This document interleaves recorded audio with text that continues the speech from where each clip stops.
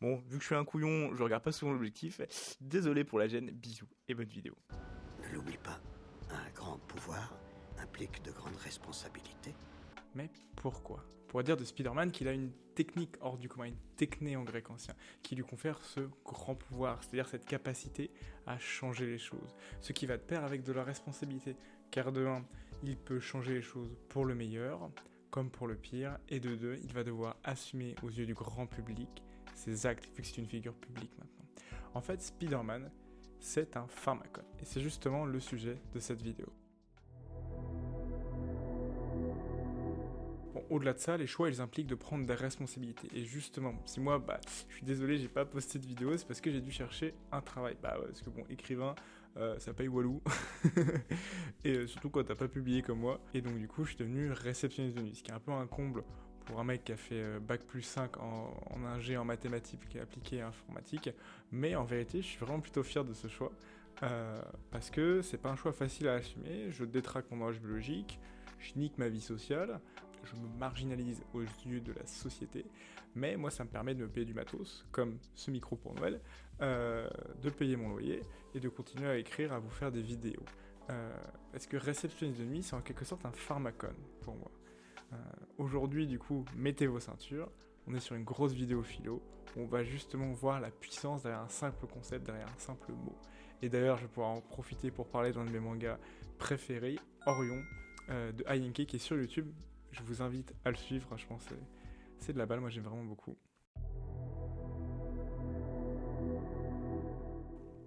Donc, un pharmacone, Kesako, qu'est-ce que c'est? Le pharmacone, c'est 3 choses. C'est numéro 1, un poison. C'est numéro 2, à la fois aussi un antidote. Et numéro 3, aussi à la fois, parce que c'est 3 choses en même temps, un bouc émissaire. Et dans ma dernière vidéo, je vous parle des archétypes de Jung. On pourrait le ranger dans le même groupe que le yin-yang et la dialectique, en fait. Vraiment dans cette même boîte-là. Car en fait, le pharmacone, il met en avant la nuance. Je dirais même que le pharmacone, il cristallise la nuance. C'est très important. Le pharmacone cristallise la nuance. Par exemple, gratter ses croûtes quand on est gamin, ça nous soulage, donc là c'est l'aspect remède, mais à la fois, ça retarde la cicatrisation. Du coup, là on est vraiment sur l'aspect poisson. Et après, nos parents, ils vont nous engueuler car ça saigne encore. Du coup, le fameux bouc émissaire. Voilà. Autre exemple, Batman. Batman, c'est vraiment un bon exemple pour le pharmacone. C'est un antidote parce que pour la ville de Gotham, il permet de réduire la criminalité. Il assainit la ville.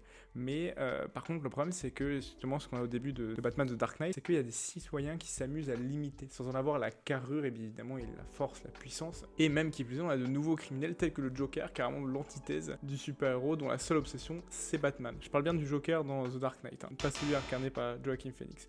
Et donc là, vous voyez que c'est tout l'aspect poison en fait. La présence de Batman, elle n'est pas 100% positive d'une certaine manière. Et il devient aussi un bouc émissaire, car la politique va lui attribuer après la faute de tous les maux de la ville, en fait. S'il y a la criminalité, c'est parce qu'il y a Batman. Alors que non, on sait très bien que c'est plus compliqué que ça. Mais une des meilleures représentations, selon moi, du pharmacone, et on va en parler plus en avant, c'est le manga français Orion. Alors rassurez-vous, ce sera un sans spoil majeur. Donc Orion raconte tout simplement l'histoire de Koza et Value. Koza est à la recherche de son frère Vika dans le premier volume, et il va rejoindre la cité de Landgrave, qui est la cité où il y a certaines personnes appelées des éveillés qui obtiennent des pouvoirs grâce à quelque chose appelé le cordyceps. Et entre guillemets, toutes les choses ont un prix. Et c'est ce que le manga Orion veut nous rappeler constamment, en nous montrant justement l'ambivalence derrière les apparences. Lui-même d'ailleurs, il s'affiche comme un shonen assez classique, avec 2 jeunes héros pleins de vitalité, de naïveté. Le contraste, il est pourtant annoncé dès son titre. Orion, qui est en fait un vieux mot français pour dire un coup violent, parce que ouais, ça cogne Orion. Et cette ambiguïté, on la retrouve dans le cordyceps, c'est ce champignon qui pousse sur les cadavres des araignées qu'il est nécessaire aux héros de manger pour acquérir leur pouvoir. Ce qui ne se fait pas sans contrepartie, la plupart n'en ressortent pas, tout comme le frère de Koza, Vika, qui, on le découvre dès le premier volume, c'est pas un spoil, c'est vraiment dès le premier chapitre, il est mort en ingérant le cordyceps. Le cordyceps, c'est purement et simplement un pharmacone, dans son sens le plus classique du terme. Pharmacone veut aussi dire drogue, c'est-à-dire dans son sens ancien, une substance qu'on ingurgite. C'est pas un hasard si pharmacone a donné en français pharmacie ou pharmacologie. Or, la pharmacologie, c'est l'étude et la science du médicament. Bon, c'est Wikipédia qui dit ça. L'enjeu de la pharmacologie, c'est de trouver des substances au bon dosage pour qu'elles soient plutôt plus thérapeutiques que toxiques. Car en vérité, il n'y a pas de remède inoffensif. le Doliprane par exemple, qui a l'air d'être un médicament a priori totalement inoffensif, et bah si vous en enfilez plusieurs boîtes, vous mourrez. D'ailleurs, ce cordyceps, il peut vraiment prendre des aspects toxiques. Il a laissé par exemple des traces de brûlure à Nirki, et Lupin, lui, est devenu narcoleptique. Et même plus encore dans le tome 3, on fait face aux conséquences d'avoir ingéré le cordyceps, mais chut, je ne vais pas vous spoiler. Le pharmacone n'est pas un poison ou un remède, c'est en fait en vérité les deux en même temps, comme le cordyceps. Et voilà la force de ce mot. Le pharmacone cristallise la nuance. Et nous sommes justement dans une époque qui manque de nuances. Et Tenklein, il évoque plusieurs raisons dans cette vidéo brute, mais il en a oublié une qui est très importante selon moi et qui a été mise en lumière par le philosophe français Jacques Derrida. Selon Jacques Derrida, la métaphysique occidentale, elle s'est construite sur des oppositions de concepts. L'intelligible face au sensible, le masculin face au féminin, le dedans face au dehors, la parole, l'écriture, le sujet, l'objet, bref, je vais pas tout énumérer, mais il y en a plein. Et aujourd'hui, avec la théorie du genre, justement, on commence par exemple à remettre en cause certaines cases préconçues, comme par exemple celle du masculin et du féminin. Et ce que Jacques Derrida a essayé de faire avec ce qu'il appelle la déconstruction, d'ailleurs comme par hasard on utilise aussi ce titre dans la théorie du genre, c'est de dépasser ces couples conceptuels rigides d'opposés pour les enraciner dans ce qu'il appelle la différence. Enfin, oui, avec un A, vous pouvez pas appeler ça déférence par exemple, pour ne pas avoir la même prononciation que différence. Du coup, bon, pour qu'on comprenne bien, et puis moi-même c'est ce que je fais dans la vie de tous les jours, parce que ça me pète les couilles, dans cette vidéo, on va appeler ça déférence, pour que tout le monde se comprenne bien. Mais du coup, voilà, déférence, c'est la fameuse différence avec un A de Jacques Derrida. Donc la déférence, c'est quoi? C'est, attention, je cite, le travail de la pensée qui se ferait un chemin dans l'illusion de présence qu'est l'être, le jeu systématique des différences et leur mouvement génératif. Franchement, c'est incompréhensible. En vrai, pour vulgariser la différence, c'est la nuance cristallisée sous toutes ses formes, genre l'exploration de l'ensemble des nuances possibles. La différence est une sorte de fond mobile fluide, ni sensible ni intelligible, qu'il y a derrière une opposition de concepts. Ok. Et c'est tout à l'instar d'Orion qui va intelligemment parfois suivre, parfois aller à l'opposé, parfois contourner les codes classiques du shonen. En clair, il est déconstruit pour s'ancrer au mieux dans une forme de déférence scénaristique. C'est Jacques Derrida qui a remis justement au goût du jour le pharmacone, et ce n'est pas pour rien car c'est vraiment un mot capable d'incarner cette fameuse déférence. Le pharmacone cristallise la nuance. Vous comprenez maintenant pourquoi le pharmacone est un concept très puissant. Mais là, on n'a qu'une face de la pièce. En grec ancien, les mots ils peuvent avoir trois genres, masculin, féminin et neutre, comme en latin. Le pharmacone, c'est le neutre. Il n'y a pas de féminin. Au masculin, on dit pharmakos, qui en fait a un autre sens. Pharmakos, ça veut juste dire bouc émissaire. Et l'expression bouc émissaire, elle vient d'un épisode de la Bible où Moïse prescrit un rituel de purification à Aaron en Israël. Il lui demande de tirer au sort deux boucs. Un sera sacrifié au temple et l'autre sera le fameux bouc émissaire, c'est-à-dire un bouc construit hors de la cité et abandonné dans le désert vers Azazel. Et je vais pas m'étendre là-dessus, je vous ferai peut-être une vidéo plus complète sur le bouc émissaire, mais plus précisément le pharmakos, du coup, désigne la victime expiatoire d'un rite de purification. En clair, en cas de malheur dans certaines sociétés primitives, la cité faisait toute une cérémonie, on expulsait un individu ou un animal hors de la cité pour le mettre à mort, ou juste l'abandonner. Cette victime, souvent innocente, devait emporter avec elle tous les maux de la cité. Ouais, c'est un peu horrible quand même, hein. On peut maintenant mieux définir le pharmacone. En fait, il s'agit d'un poison / remède qui se transforme en bouc émissaire. Dans Orion, les êtres justement hors de la cité de Landgrave, ils peuvent reprocher le comportement sectaire des éveillés, donc des habitants de Landgrave, à cause de ce cordyceps qu'ils ont mangé, justement. De même, en cas de décès lors de la prise initiale du cordyceps, on est naturellement enclin à accuser le cordyceps. C'est la faute de cette substance qui est trop dangereuse et qui pourrait pervertir les esprits. Vika, le frère de Koza, dès le début de l'intrigue, il sait les risques qu'il encourt. Sa mort n'est en aucun sens la faute du cordyceps d'une certaine manière, mais c'est un peu de sa faute.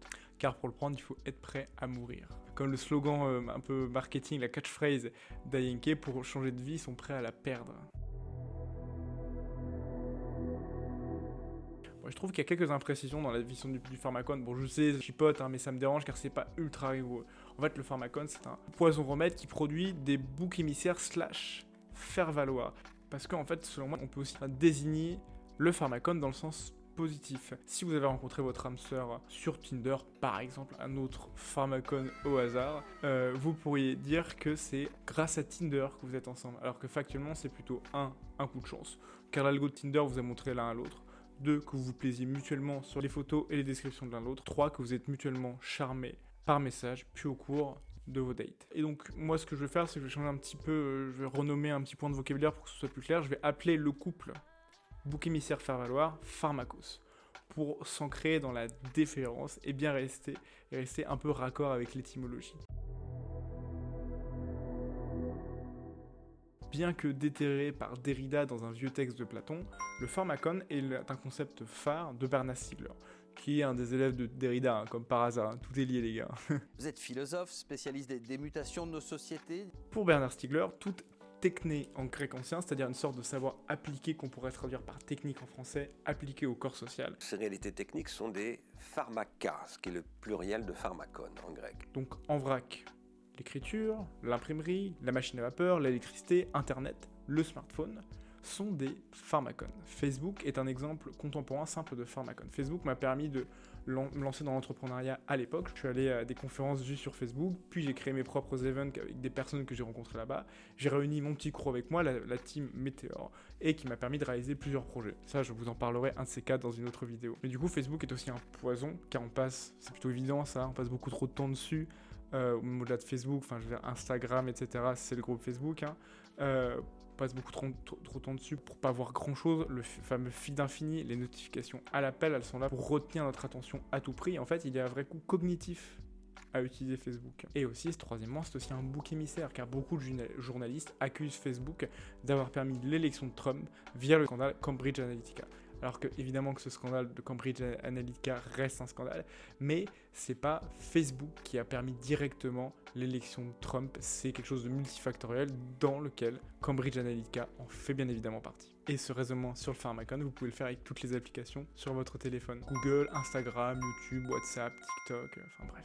Et dans Orion, le cordyceps est une technique appliquée au corps social d'une certaine manière des éveillés. Pour rester raccord avec la définition de Stiegler, les éveillés font face à une épreuve pharmacologique, ou plutôt pharmaconique, je trouve ça plus joli que de dire pharmacologique. Leur enjeu est de dompter les pouvoirs octroyés par le cordyceps sans s'en laisser ronger. C'est littéralement le problème du tome 3, mais vous inquiétez pas, je vais pas spoiler. C'est aussi cet aspect pharmaconique qui fait qu'Orion est un manga, je trouve, assez incontournable. Dans les comics, par exemple, les super-héros, ils possèdent leur pouvoir et puis basta, genre, hop, une petite picouse, vous faites mordre par une araignée, vous avez beaucoup de thunes et vous avez vos pouvoirs. Alors que dans les mangas, les pouvoirs, ils s'acquièrent avec de l'entraînement. Il y a besoin d'une sorte de forme d'échange pour obtenir ces pouvoirs. Et pour être fort, il faut s'entraîner dur, c'est-à-dire souffrir et suer à l'entraînement, comme c'est le cas dans, par exemple, Dragon Ball Z ou dans Hunter x Hunter. Or, les pouvoirs sont bien sûr des techniques, mais leur coût est, selon moi, trop faible, entre guillemets. Sangoku, après s'être transformé en Super Saiyan, il est juste fatigué, quoi. Pareil dans Naruto quand il utilise trop de chakras. Dans Full Metal Alchemist, on a cette idée d'échange équivalent qui est intéressante, ce qui va d'ailleurs créer le postulat de base. Les héros se retrouvent pour l'un sans son bras, pour l'autre sans son corps, car leurs pouvoirs sont pharmaconiques, donc à la fois poison et remède. Mais Orion va plus loin, car pour avancer, les personnages doivent sans cesse faire face à des pharmacones. Cordyceps, la relation entre Nirki et Rano qui est pharmaconique, elle le tape parce que c'est littéralement ce qui se passe pour qu'il devienne plus fort, et un personnage comme Lupac, un des personnages les plus lucides avec Sark, se place lui-même en pharmacone. Alors regardez la dégaine de Lupa, le mec il a un des plus grands pouvoirs de l'univers d'Orion, et vous sentez qu'il est bouffé par la fatigue, complètement blasé, et normal, parce qu'après tout, le cordyceps l'a rendu narcoleptique. Voilà pourquoi Orion est pour moi un manga, j'ose le dire, de ouf, parce qu'il déconstruit les codes du shonen tout en proposant des réflexions philosophiques très intéressantes. En plus, franchement, c'est archi bien dessiné, quoi. Et d'ailleurs, je ferai peut-être d'autres vidéos sur Orion, parce qu'il y a vraiment beaucoup de choses à dire dessus. Là, j'ai juste abordé sous l'angle du pharmacone, mais je pense qu'on pourra en dire encore vraiment plein de choses. Maintenant qu'on sait que toutes ces techniques sont des pharmacones, on fait quoi ? Eh bien, on essaie, comme les éveillés de Landgrave, de conjurer le poison du cordyceps et d'en tirer au maximum les bénéfices des pouvoirs qu'il offre. L'opium est une drogue, mais habilement dosée. C'est un puissant antidouleur, la morphine. Prenons le cas par exemple de TikTok. Pour moi, l'application TikTok, c'est, je vais le dire très clair, un cancer cognitif. L'application, elle nous rend accro direct. C'est pas pour rien si Insta a lancé ses Reels et YouTube ont lancé leurs Shorts qui sont juste une copie de ce que fait TikTok. Je vous invite à installer l'application TikTok, swiper un peu, vous allez voir comment c'est puissant. Et elle déglingue clairement notre capacité d'attention. Sans faire gaffe, on peut se retrouver à passer des heures à scroller des vidéos de 30 secondes en 30 secondes, on passe de vidéo en vidéo. Et après ça, notre capacité d'attention, elle est équivalente à un poisson rouge, quoi. Et bon courage pour aller lire du Proust après, voire même pour lire un livre tout court, en fait. Moi, perso, vraiment, genre si je regarde 1 heure de TikTok, je suis incapable de lire un livre derrière. Vraiment.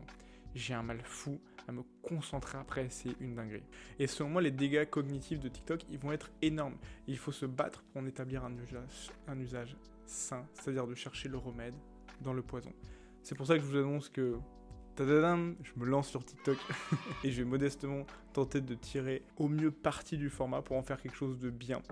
Au moins les utilisateurs, en perdant leur cognition, ils auront appris quelque chose. Je lance un jour un concept où chaque jour j'explique un nouveau concept de philosophie, mathématiques, entrepreneuriat, psychologie, bref. Je me pose pas de limite. Donc suivez-moi sur TikTok. Je posterai aussi sur Shorts avec un autre compte sur Émile Lombra Shorts et sur Instagram en Reels. Mais c'est limité, j'ai qu'une minute. Je dois faire quelques coupes alors que sur TikTok, je peux poster jusqu'à 3 minutes. Bon. En vrai, là, j'ai un petit peu joué à la comédie parce que cette vidéo, je l'ai écrite en octobre dernier. Ouais, ça fait un bail. Ça fait un bail. Parce qu'à l'époque où je l'ai écrite, je ne m'étais pas encore lancé sur TikTok. Maintenant, ça fait plus d'1 mois que je suis dessus. J'ai gagné plus de 10 000 abonnés. Et je pensais jamais dire cette phrase. Vraiment, au moment où j'ai écrit cette vidéo, mais putain, bah, je kiffe TikTok. Et en fait, je kiffe pas en tant que consommateur, mais en tant que créateur de contenu. Je kiffe vraiment. Alors, c'est marrant parce que j'ai eu une expérience précédente avec TikTok. Lors du premier confinement, je l'avais installé pour un peu voir ce qui se faisait dessus. Et j'avais désinstallé parce qu'il y avait que des vidéos d'humour, de danse. Enfin, genre vraiment, ça ne m'intéressait pas. Et là, en la réinstallant, mais j'étais agréablement surpris de voir qu'il y avait une émergence, un petit début d'autres contenus. En tout cas, sur le TikTok francophone, quoi. Et en fait, j'ai l'impression que TikTok est en train de vivre une sorte de seconde vague, avec des TikTokers sur des sujets plus culturels, d'une certaine manière, qui arrivent en masse, en fait. Par exemple, il y a une prof de français qui s'est lancée, je crois, en septembre dernier, une fille qui parle de son trouble de l'identité. Il y a ce type que j'adore, qui fait des études de psychologie, qui parle avec beaucoup plus de rigueur que moi de la psychologie, c'est super intéressant. Il y a du contenu super intéressant sur la plateforme et du contenu qui est en train de venir en fait. Et moi ça me rappelle un peu la jeunesse de YouTube, vraiment il y a très longtemps, il y a plus de 10 ans, où moi quand je l'utilisais quand j'étais adolescent, c'est-à-dire qu'à la base on y venait pour 2 raisons en fait. Soit on regardait Norman, Cyprien, Hugo tout seul, ce qu'on appelait à l'époque les podcasters, soit on était un gamer et puis on venait regarder Diablo X9 sur Call of ou Fantasio 9C4 et Bob Lennon sur Minecraft. Et puis après, on a une seconde vague plus culturelle qui arrivait avec les e-pensées, les dirty biology, fossoyeurs de films et tout, etc. Machin. Et justement, on est encore dans l'esprit que TikTok est réservé aux danses et à l'humour, comme à l'époque, on pensait que YouTube était réservé à l'humour et au gaming. Et du coup, Ayenke, si tu continues de voir cette vidéo, parce que j'imagine que tu vas la regarder, fonce sur TikTok et refais des formats à la Suivez le Geek, parce que ce serait génial. En plus, TikTok, pour le moment, bah, il n'y a pas de truc de droit d'auteur, de restriction à la con. Donc franchement, faut foncer. Hein. Et même vous, si vous avez rêvé de faire des vidéos sur des sujets spécifiques hors humour et danse, lancez-vous sur TikTok, c'est le moment. Et dans 1 an, ça commencera à devenir très compliqué de se lancer dessus sur des sujets un peu plus particuliers. Donc vraiment, enfin c'est ce que je pense, hein. Vraiment, faut y aller maintenant, quoi. Le poison de TikTok, il est plutôt évident. Je vous ai parlé de l'impact cognitif qui était assez néfaste tout à l'heure. Mais j'aurais pu aussi mentionner l'hypersexualisation. Il y a le Roi des Rats qui a fait une excellente vidéo dessus que je vous recommande chaudement. Et puis le problème du format court, c'est qu'aussi, bon, même si c'est assez kiffant en vrai d'essayer de bien résumer, d'être bien concis, et là ce que je fais sur YouTube, où vraiment je parle beaucoup plus en profondeur du pharmacone et tout, etc., bah je pourrais pas le faire sur TikTok. Sans parler de la communauté qui est un peu jeune, qui franchement peut être un peu piquante dans les coms, quoi. Bon, il y a un mec qui m'a dit que je ressemblais à un singe, quoi, MDR. Maintenant, du coup, l'aspect, le remède. Et bah, en fait, il y a un truc qui est très fort dans cette application, c'est que TikTok a démocratisé le montage. L'appli est tellement bien designée, et je ferai peut-être une vidéo dessus pour analyser l'UX, parce que c'est vraiment une dinguerie, que beaucoup de personnes sont mises à faire des vidéos montées. Parce qu'avant, c'était relou de faire du montage. Mais là, sur TikTok, ça se fait ultra simplement. Avant, il fallait passer impérativement par Premiere Pro, et je suis désolé, matez-moi la gueule de l'interface, hein. Ça vous donne même pas envie. Franchement, les logiciels Adobe, moi, je trouve que c'est vraiment pas des stars en UX. Je vous parle même pas d'After Effects, non mais. Et aussi de faciliter la recherche audio, de permettre d'insérer des musiques facilement sans problème de droit d'auteur dans ces vidéos. Putain, mais quel plaisir quoi. Genre sur YouTube, vous mettez la moindre musique, boum, vous faites striker. Sur TikTok, aucun problème. Le format court, même s'il réduit la nuance, il permet de s'exprimer plus facilement sur n'importe quel sujet. Sur TikTok, je ne me mets, moi personnellement, aucune barrière pour aborder un sujet. D'ailleurs, c'est assez plaisant, quoi. Je peux parler d'un truc que je connais même un peu approximativement parce que, bah voilà, je peux arriver à bien en parler en 3 minutes. Alors que sur YouTube, mes vidéos, elles font à peu près au moins 15 minutes. Bon, bah voilà, c'est assez plaisant et ça correspond pas mal à moi, mon attitude de, disons, butineur de savoir. Je suis un petit peu une abeille de la culture, j'aime bien butiner à droite à gauche dans plein de trucs. Et pour l'aspect bouc émissaire, du coup, de l'application, bon... bah, je suis tombé un peu dedans moi-même, en fait, d'une certaine manière. C'est-à-dire que je l'ai accusé de certaines choses, et tout, etc. Et vous verrez que même, on va accuser plus tard l'application de pervertir la jeunesse, de cristalliser la connerie, bref. Mais en tout cas, moi, je vous invite à surveiller cette application, parce que les prochaines pépites d'Internet, elles vont venir de TikTok. En conclusion de cette vidéo, bah, c'était un prétexte pour vous parler de 2 trucs que je kiffe de ouf. 1. Le Pharmacon, qui est un de mes concepts préférés de la philosophie, vraiment c'est incroyable comme grille de lecture du monde. Et de 2, Orion, qui est un manga aussi que je kiffe et que je voulais vous faire découvrir. D'ailleurs, à l'heure où je tourne cette vidéo, le tome 4 d'Orion va bientôt sortir. Troisièmement, de faire un petit aparté justement sur mon expérience sur TikTok, et je pense qu'on en reparlera parce qu'en fait j'apprends plein de trucs, c'est très intéressant. Voilà, bon. Allez, à bientôt tout le monde.